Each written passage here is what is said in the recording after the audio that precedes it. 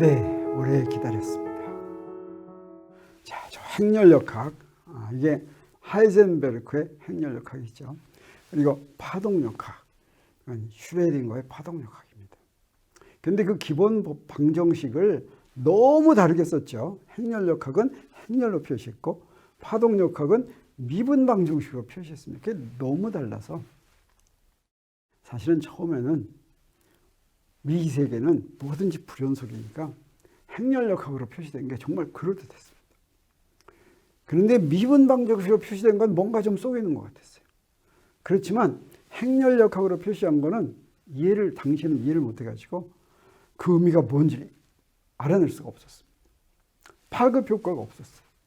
근데 미분 방정식은 당시 잘 풀 줄 알았기 때문에 슈레딩거 방정식, 미분 방정식으로 표현된 슈레딩거 방정식은 막 수소 원자에다 막 적용을 했어요. 그랬더니 어때요? 막 맞다는 게 막 새로 막 나왔습니다. 그래서 사람들이 양자역학 정말 멋있다 이렇게 한 겁니다. 근데 나중에 알고 봤더니 두 개가 똑같은 것이고 오늘날은 어떠냐? 이제 행렬역학에 대해서 이해를 잘 하게 됐고 그리고 이제 슈레딩거 방정식도 무엇으로 푸냐면 행렬로 풉니다. 우리 컴퓨터가 나오니까 이런 거를 미분 방정식을 이제 컴퓨터로 푸는 방법이 있습니다. 그랬을 때 미분 방정식의 의미로 푸는 것과 그다음에 그 공간, 이 위치 공간도 이것도 그냥 x1, x2를 쫙 이렇게 작은 그리드로 이렇게 작은 칸으로 이렇게 나눠 놓을 것 같으면 행렬의 곱셈으로 만들어 버릴 수가 있어요. 그래서 행렬역학으로 한 것과 똑같은 방법으로 슈레딩거 방정식도 다 풀어내는 그런 세상이 왔는데 그래서 이 두 가지는 그냥 똑같은 거다라고 하는 것을 지금 여러분한테 보여주려고 합니다.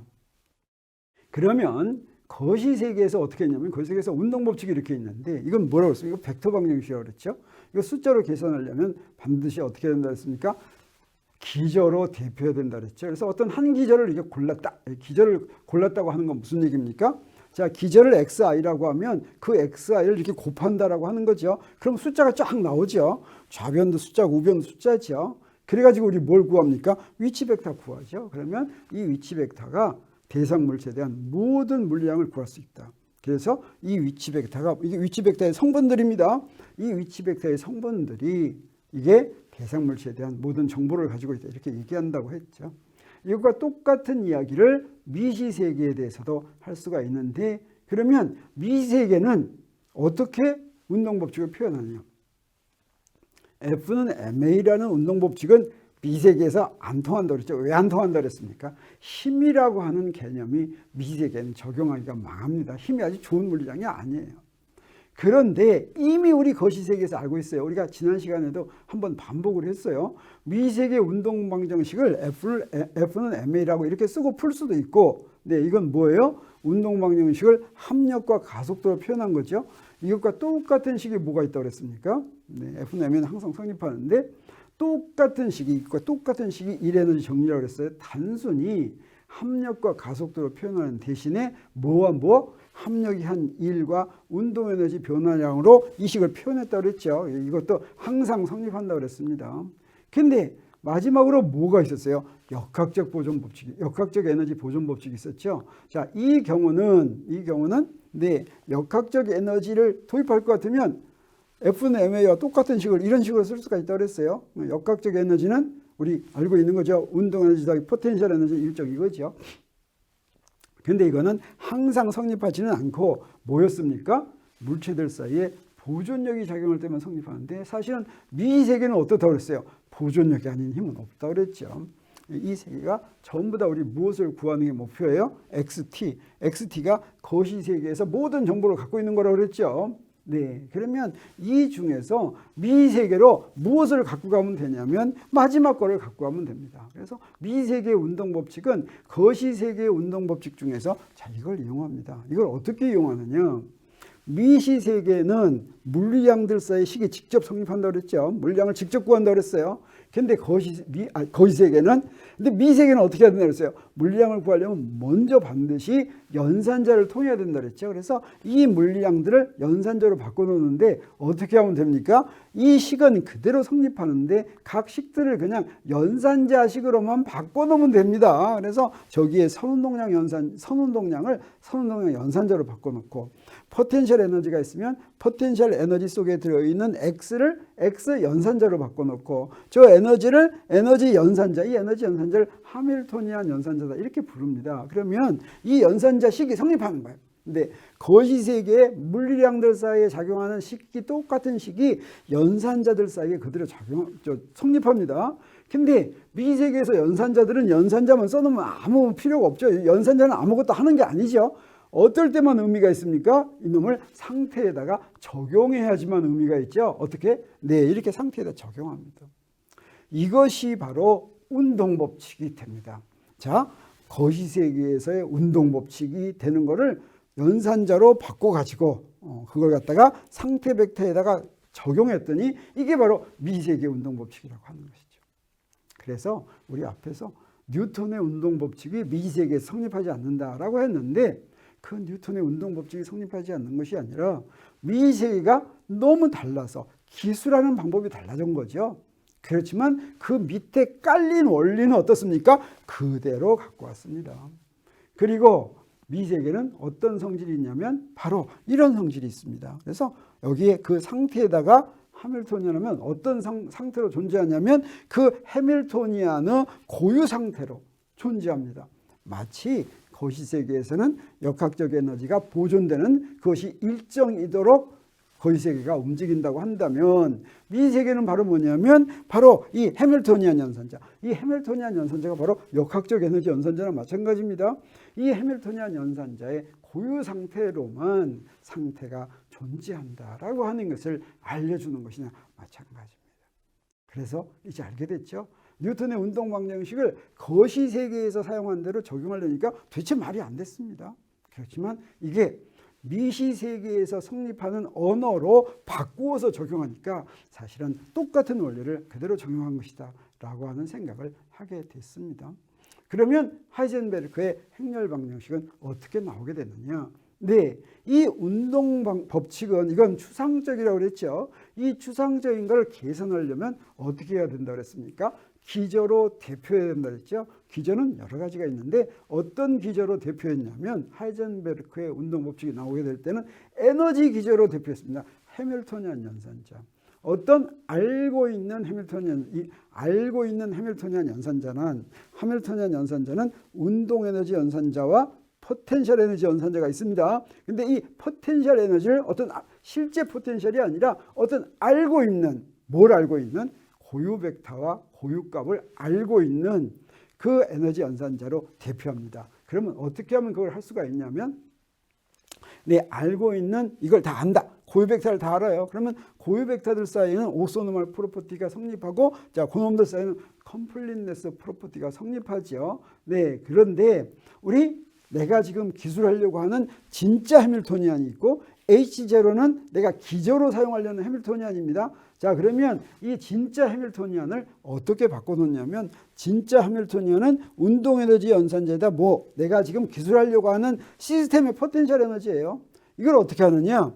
내가 기저로 사용하려는 포텐셜 에너지를 이용합니다. 그러면 진짜는 여기 있으니까 요 놈을 여기다 더해줬으니까 빼줘야 되겠죠? 빼줘야 되겠어요. 그러면 어떻게 하냐? 요 놈을 포텐셜 에너지라고 다른 포텐셜 이렇게 쓸 것 같으면 저 앞에 건 어떻게 됐습니까? 앞에 거는 어때요? 네, 우리가 알고 있는 저 기저로 사용하려는 해밀토니안이 되죠. 그 기저로 사용하려는 해밀토니안에다가 여기 이렇게 자, 진짜 포텐셜 에너지에 기저로 사용하는 포텐셜 에너지를 뺀 놈, 그거를 포텐셜 에너지로 한 그런 것으로 표현할 수가 있다라고 하는 것이죠. 자, 이렇게 표현했을 때 우리 무엇을 구할 수가 있냐면 자, 이렇게 표현했습니다. 이렇게 표현했어요. 그럼 이제 기저로 대표하겠어요. 기저로 대표한다는 건 어떻게 하는 거예요? 여기다 그냥 파이엠만 이렇게 곱한다는 거죠. 파이엠만.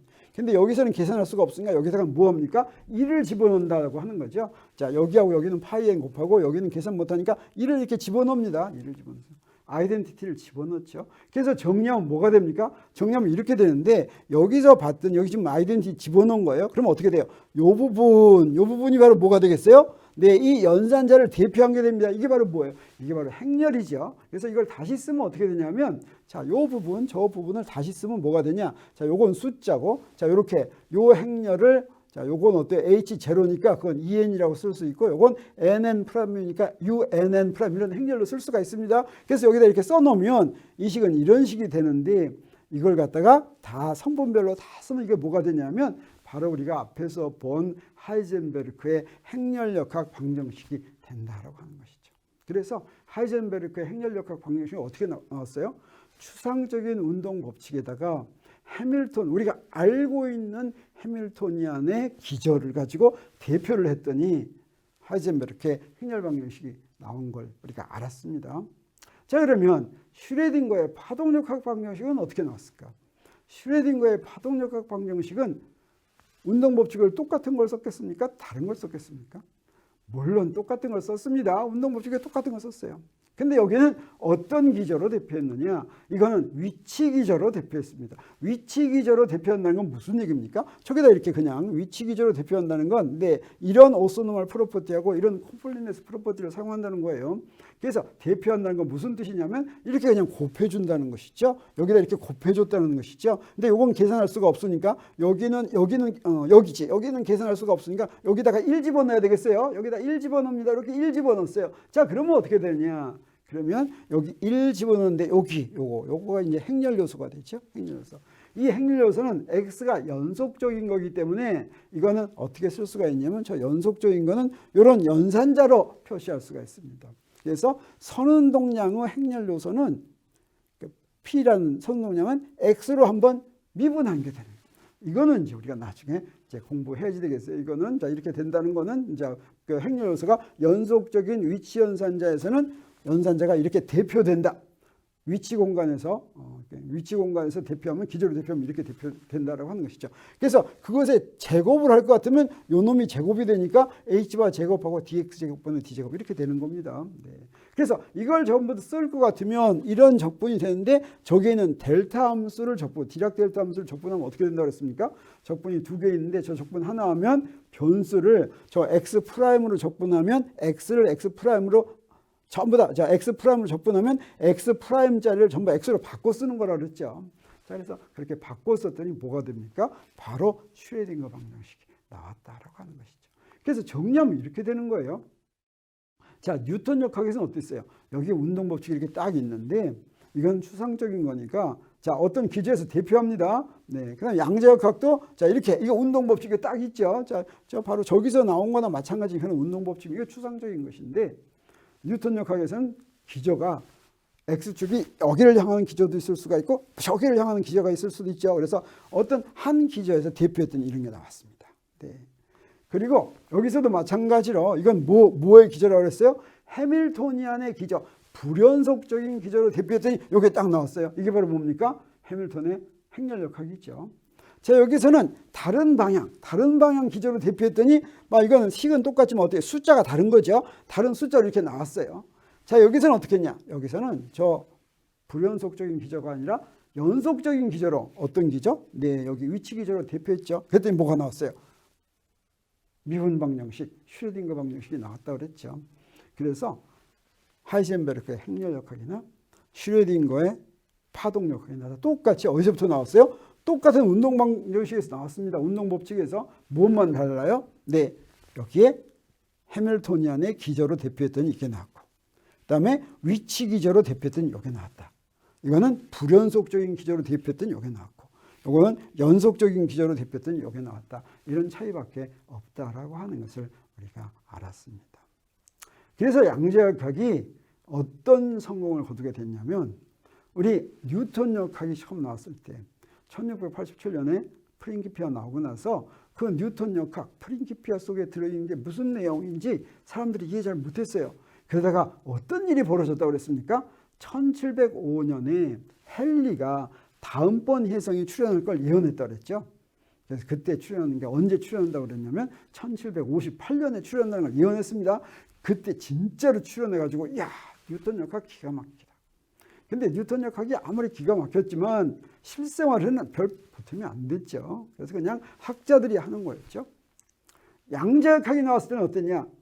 1926년에 25년과 26년에 양자역학이 나왔는데 이건 2년 뒤에 뉴턴 역학은 어때요? 한 50년 뒤에 자 그거의 진가를 알았다면 이건 바로 2년 뒤에 양자역학의 결과를 어디다 적용했냐면 알파 분계에 적용했습니다. 사실은 알파 분계란 원자 핵 속에서 알파 입자가 나오는 거예요.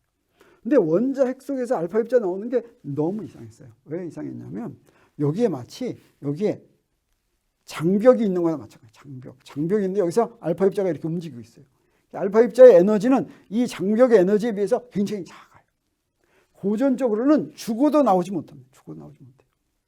아, 이쪽이 아니라 이쪽이네. 이쪽에 이렇게 박혀 있는 거예요. 요 바깥, 요 장벽이 이렇게 높아요. 이렇게 못 나와요. 알파 입자는 그걸 뚫고 나온 겁니다. 뚫고. 양자역학에 바로 그 효과가 있어요. 그래서 갸모프라고 하는 사람이 1928년에 이 계산을 해가지고 양자역학이 실제로 원자에서 동작되는구나, 원자 핵에서 이렇게 동작되는구나 하는 것을 알렸습니다. 사람들이 아, 양자역학이 진짜구나 하는 첫 번째 증거를 우리 여기서 봤다고 할 수가 있겠어요. 그리고 뉴턴 역학과 양자역학이 얼마나 정밀하게 맞느냐라고 하는 것은 우리 현재 한번 얘기했는지 모르겠어요. 1846년에 우리 뭐예요? 네, 허셜이라는 사람이 우연히 천왕성을 발견했는데 그 천왕성의 궤도가 약간 틀린 거를 르베리에라고 하는 사람이 뉴턴 역학을 적용을 해가지고 또 다른 행성이 있어야 된다. 해왕성을 예언한 거죠. 그 계산을 했는데 그 계산한 결과를 가지고 여기에 독일의 천문대장인 갈레가 르베리에가 계산한 그 위치에서 망원경 갖다 대니까 30분 만에 바로 발견을 했죠. 그래서 해왕성을 발견했습니다. 뉴턴 역학이 얼마나 정밀한 분야인지를 극적으로 보여주는 그런 게 되겠어요.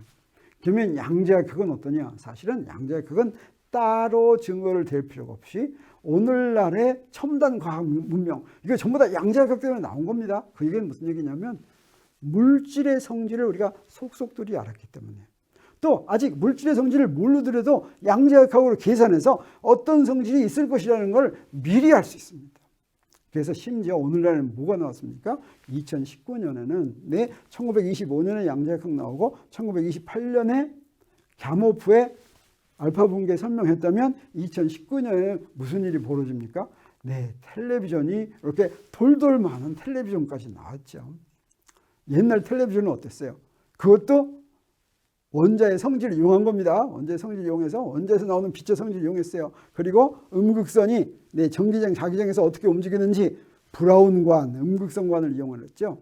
그러다가 LCD를 이용하고 LED를 이용하고 그 다음에 유기물을 이용한 OLED를 이용하고 이렇게 돌돌 많은 텔레비전이 나오기까지 이렇게 됐죠. 이것이 바로 무엇을 얘기해 줍니까? 양자역학이 얼마나 정확하고 정밀한 학문인가 하는 것을 우리한테 알려주고 싶습니다.